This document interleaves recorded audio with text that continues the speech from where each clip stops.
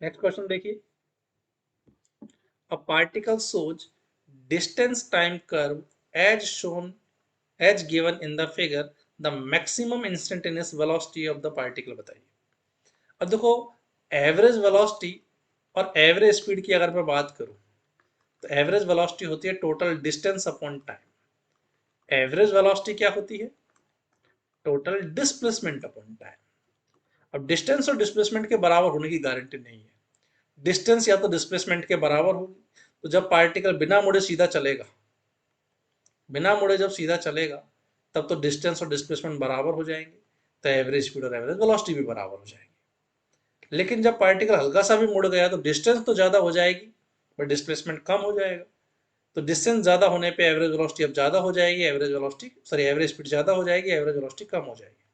तो distance is always greater than equal to magnitude of displacement. Time से divide करते ही बोल सकते हैं average speed is also greater than equal to average velocity. कुल मिला के ये कहना था, एवरेज स्पीड एवरेज वेलोसिटी के बराबर भी हो सकती है और ज्यादा भी हो सकती है। लेकिन इंस्टेंटेनियस की अगर मैं बात करूं तो किसी भी टाइम पे मैंने कह दिया पार्टिकल मान लो 10 मीटर पर सेकंड से जा रहा है आई कैप की तरफ, तो जिस जो इसका इंस्टेंटेनियस वेलोसिटी का मैग्नीट्यूड होता है वही इंस्टेंटेनियस स्पीड भी बन जाता है। तो मैं कहूं इंस्टेंटेनियस स्पीड या कह दो इंस्टेंटेनियस वेलोसिटी का मैग्नीट्यूड एक ही बात है। एनी टाइम इंस्टेंटेनियस वेलोसिटी का वही मैग्नीट्यूड होता है जो इंस्टेंटेनियस स्पीड का होता है। अब यहाँ कैसे काम आएगा?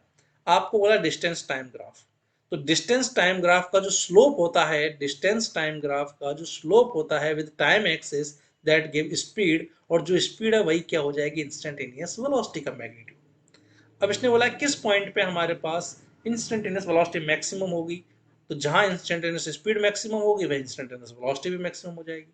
अब इंस्टेंटेनियस स्पीड क्या होगा इस ग्राफ का? Tan theta.